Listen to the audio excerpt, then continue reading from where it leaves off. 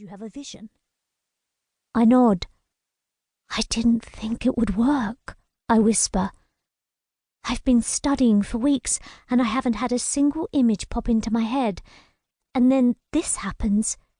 It was so vivid, so real."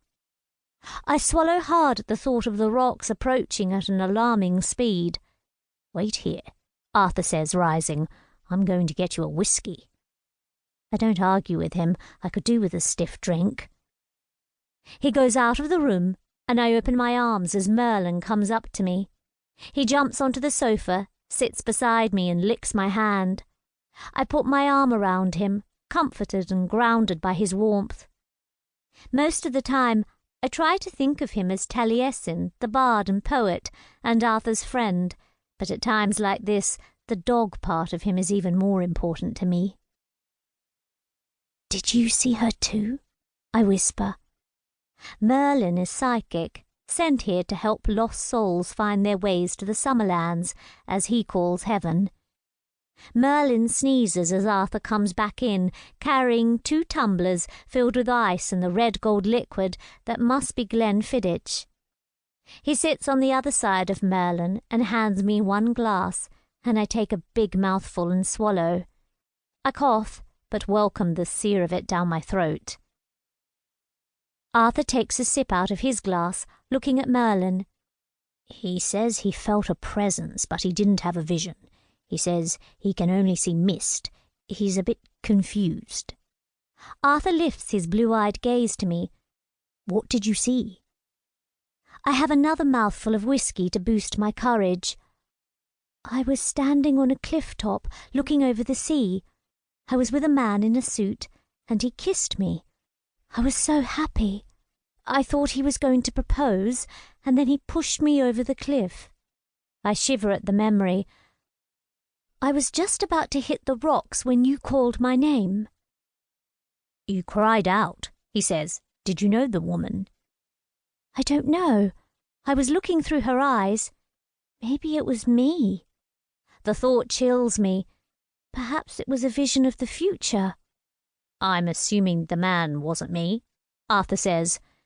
No, he was shorter than you, with light brown hair and a beard." Arthur has dark hair and is clean-shaven most of the time, although I know he had a beard back when he was alive in the 6th century.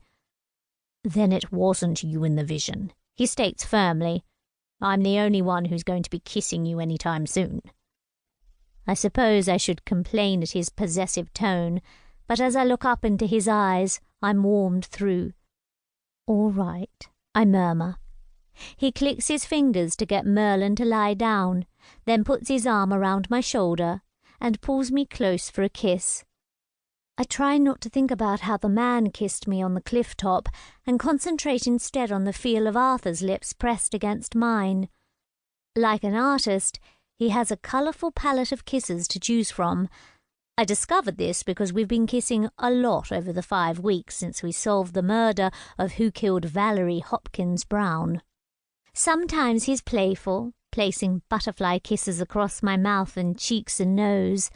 At other times, he turns up the dial, going from sexy teasing to full-on hot-as-the-sun smooches that make me tingle all over.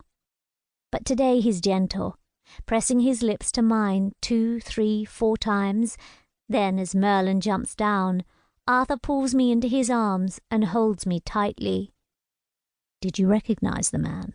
he asks, rubbing my back. "No." "The place?"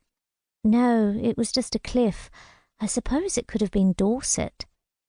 I curl up against him, enjoying the feel of his muscular body against mine as I sip my whiskey. He puts down his glass and picks up the tarot card again. "So was it the card that triggered the vision?" "I think so." We both study the figure of the Queen of Cups. She's beautiful, dressed in a green gown, sitting inside a large shell by the sea. "I was shuffling through the cards," I explain, "and turned over this one, so I tried to relax and meditate on it, letting my gaze focus on the images while I cleared my mind. I've done this dozens of times, but it's the first time I've seen anything." Every witch has her favourite